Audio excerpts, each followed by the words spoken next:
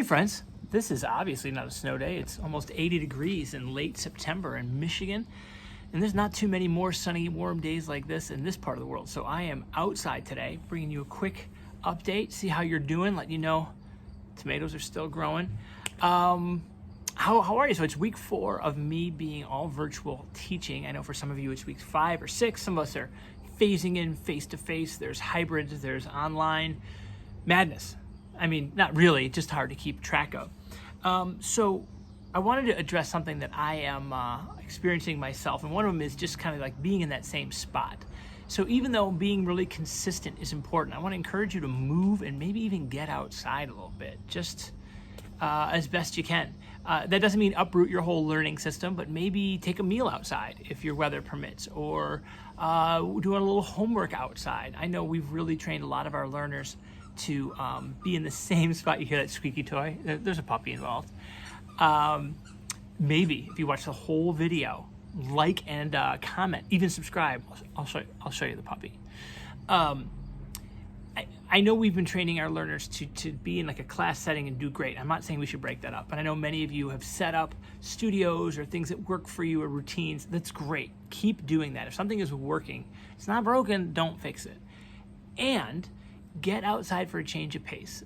When the screen becomes your interface with other people, can you find some ways to take the screen away and interact with perhaps nature or the neighborhood, or walk around a little bit? And this is something worth repeating. I've said it before, which is have a routine that works, absolutely, and then don't make that become a rut. Vary that routine in a couple ways. The second thing that is really helps me at the beginning and the end of every day is as these days start to kind of blend into February, March, June, September, I think it's sometimes hard for us to know that we did anything, that we even accomplished anything. Just like, oh, we're just going through the motions, and it feels like not a lot changes. You're accomplishing all kinds of things every day. And I'm not just saying that like you got out of bed, which for some days is a real accomplishment. What I mean by this is you're managing a lot of things. And so for those of us who are managing, be it at work or a classroom or smaller learners, can I tell you about how much I love a list? I like to make lists, and I would encourage you to do the same thing. It helps break things down into manageable sizes. This is my list from the beginning of the week, and then whatever I don't finish, I go here. And just helps me, one, have some purpose. What do I need to do? What do I need to do? And it helps me stay directed. The second thing it helps me do is I can look at this the other day and be like, dang, I checked some stuff off the list. Put laundry away, it's still there. Workout, that one keeps ending up on the list but not getting crossed out. That's okay. It lets us get some data about what we're doing and not doing, where we're putting our time, but it also reminds us that you are accomplishing a ton of stuff. The second part of this is if you have a young person at home, help them manage their days, which is actually helping you, and make a list. What are we going to do today when you're at that breakfast counter? Or let's check out some stuff we want to do. Like, oh, I'm bored, or it's all school. Like, okay, well, when school's over, let's make a list of what you want to do. There's some writing involved. There's some organizational skills that are there. It helps quiet the mind for those of us who can sometimes feel anxious, and we can just check some things off. Now, you don't want to become completely beholden to the list. Don't let this become anything that creates anxiety or creates lack of agency. Just something that you can do to help yourself know that you're moving forward. I recommend this to all my students. When we're making a list, let's go through it in order, see what's most important. It really helps when we feel overwhelmed.